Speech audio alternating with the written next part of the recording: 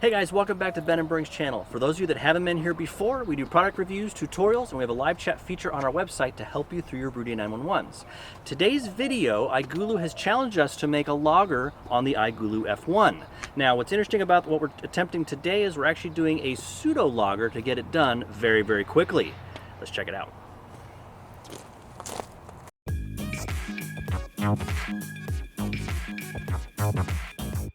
Alright guys, as a quick reminder, today's episode is sponsored by iGulu. They've challenged us to make a pseudo lager in the iGulu F1. Now, we're going to tweak a couple of things to see how far we can push this fermentation appliance and see how the beer actually comes out. So we're going to do a American light lager. We're going to make sure it has plenty of flavor though. And for those of you that are familiar with a pseudo lager, it's basically a very clean ale that is done with a non-traditional lager yeast. And so you can do it much faster and at much higher temperatures. For those of you on the extreme end may be familiar with as well, you can use a Kveik yeast, specifically Lutra Kveik, to push into this pseudo lager range. Now we're going to really push this lager and see what it can do. So a couple challenges that we need to overcome when dealing with the iGulu F1. First of all, as you know, if you've seen these before, they don't boil. And when you're doing a Pilsner or using a Pilsner malt of any kind, the boiling is important because there's a precursor that has a cooked corn flavor called DMS. And so usually, typically, when you're doing a Pilsner and you're using Pilsner malts, you need to boil it for 90 minutes to make sure you are off-gassing all those DMS precursors. If you don't, it can affect the flavor of the beer. The beer, being a Pilsner, is typically done at a lower temperature. So we've got to overcome the issue of DMS if it is even present. And we're actually going to push the lager to 100-degree fermentation temperature, and we're going to see how well it does. We will let the pressure get up to 2 bar instead of the 1 bar you would typically do with a Lutra Kveik, and we're going to see how the flavor comes out.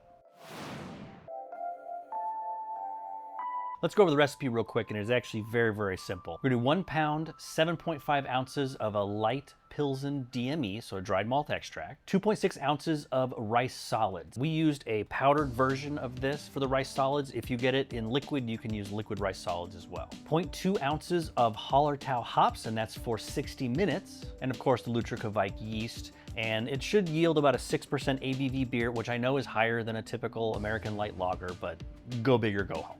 Let's go over the brew steps for the pseudo lager, which is a little bit different than you would typically do. And if you've watched, hopefully, some of our other videos where we have brewed a dry hopped New England IPA, check that out, it'll be linked below. You'll see that we do alter the steps to extract bitterness from the hops because we're not doing the boil. So first thing you do is you put your gallon of water in the Triton keg. Make sure it's a nice fresh spring water. If you're using tap water, please make sure it's filtered so it removes the chlorine. Next, go ahead and add your Lutra Kveik yeast. Now, we overpitched this to ensure that it was extra clean. Normally, you'd only do 1/3 of the pack. We did probably closer to 1/2 of a pack of yeast. Again, we're minimizing that growth phase to minimize the amount of flavor that's imparted into the finished beer, especially because we're fermenting it so hot. While your yeast is rehydrating, go ahead and seal up your Triton keg and put it to the side. Take 6 cups of water, the same spring water that you used in your Triton keg, and we're going to bring it to a boil in a pot. Add 1.21 ounces of dried malt extract to it. Make sure that's nice and mixed in. And once it comes to a boil, go ahead and add your 0.2 ounces of Hallertau 60-minute hop addition. Now, if you haven't seen our previous videos, the reason that we're adding the malt sugar to the boil is to ensure we get better utilization of the hop oils. We're doing a very concentrated boil, which kind of kills your efficiency as far as hop extract goes. Adding the sugar is important because there's an important interaction between the hop alpha acids and the sugars that helps it to isomerize, and you get more efficiency and better flavor out of the hops. Once you boiled it for an hour, go ahead and pour it into a heat-safe jar and then put it aside and let it cool off to maybe about 180 degrees. It doesn't have to be super cool. While you're allowing your hop tea to cool, go ahead and get your Triton keg and add in your pre-measured dried malt extracts, both the rice and the Pilsner. iGulu does now recommend that you do give it a stir to make sure that it is mixed in, although you don't necessarily have to. We did a little bit with the dip tube from the keg, but it really wasn't too big of an issue. Once your mason jar and the hop tea is cooled down to about 180 degrees or so, go ahead and add that into your Triton keg. The combination of the cool water plus the dried malt extract should cool it down, and it should not impact the yeast. And then once it's added, go ahead and put the top on and add it into your iGulu. Go ahead and program your iGulu for 3 days at 100 degrees Fahrenheit. Now, If you don't have master mode unlocked, I'm not sure there's a way for you to be able to ferment at this temperature. You can either do it in-app, which was recently updated and allows you with master mode to create some custom profiles, or you can do what we did and just do it directly on the iGulu. Go ahead and let the fermentation finish out over 3 days. If you're not quite sure, you can certainly let it go a 4th day just to be 100% certain. We put a tilt hydrometer in ours so we know when it's reached terminal gravity. It's better to err on the side of caution and make sure it ferments out completely. The last thing you want is a super sweet Pilsner or American light lager. It's just not a good flavor. Once fermentation is complete, go ahead and crash cool it down to 35 degrees, keeping that residual carbonation and pressure in there, which will slowly start to absorb into the beer as it cools, and the carbonation will develop. Leave it at 35 for about 7 days, and when you do pour off that initial pour, keep in mind it is at 30 psi, it is going to foam a lot. For the fermentation of this Pseudo Lager, as I mentioned before, we're really gonna push the limits with this. We're actually gonna ferment it at 100 degrees, and we're gonna have the iGulu F1 keep it at 100 degrees. And on previous batches we've done, I think we pushed it to 90. I don't think we pushed it to 100 before, so I'll be curious to see how this thing maintains at that high temperature. The other thing we're gonna do too is we're going to allow it to fully build pressure to kind of the native 2 bar or 30 psi of the iGulu. Now that should help suppress some of that Lutric ester, although it is supposed to be very clean, and it is supposed to be good to 100 degrees, but we'll have to find that out when we taste it. We're anticipating the fermentation should take maybe 3 or 4 days, and then we will crash cool it and allow it to lager at 35 degrees for about 7 days. Now typically lagers are obviously done for many, many weeks. I want to see if we can get this thing done a little bit faster. It may require more aging, it may require a couple more days of fermentation, we will see.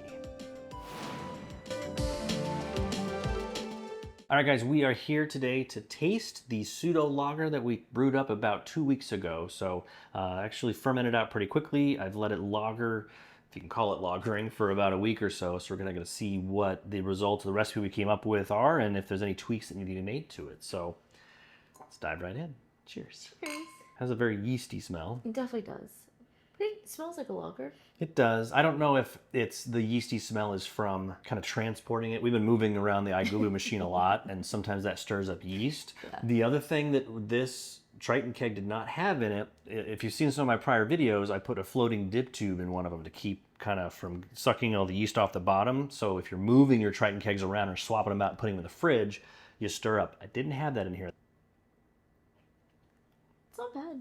It tastes like, it is a little yeasty. It doesn't taste bad. Sweetness seems to have dropped away. Yeah. It's not as sweet. I don't think it tastes like a traditional lager. It does not. There's definitely definitely some corn presence in there. A lot of corn. I don't know if I'd quantify it as a cooked corn, and that was one of my concerns when doing the recipe because we're not boiling off the DMS precursors. So I'm not sure if that's from the corn that was in there or if it's from the Pilsner malt, which has that.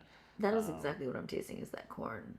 There's virtually no hop presence in there at all. And I think I've noticed that with the past couple of recipes we've done where some of the beers tend to be a little bit on the sweeter side and the hop utilization just doesn't seem to be as good. Now, multiple reasons for that. We're doing small concentrated boils. Maybe I'm not taking into account that I need to increase the amount of hops. We're not using the hop extracts. We haven't done kits for the past couple of brews. So I would definitely take this recipe and probably increase the hops. It was 0.19 ounces of Hallertau, we'll call it 0.2 ounces. I would almost take that to like 0.3 or 0.4 ounces in the next iteration. It needs something to balance out. And I think additional hops would help. I think additional lager time would help.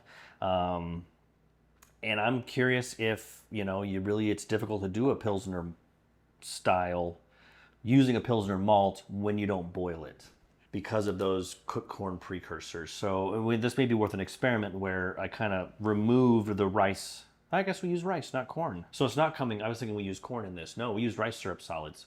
So it's definitely not from that. So I think that corn flavor it must be coming from the Pilsen malt. So it tastes like corn. Like that's It does, yeah. It does. So I think if you're going to do, I would definitely tweak the hops up if you're doing this recipe. I would also recommend boiling the full, gallon and a half.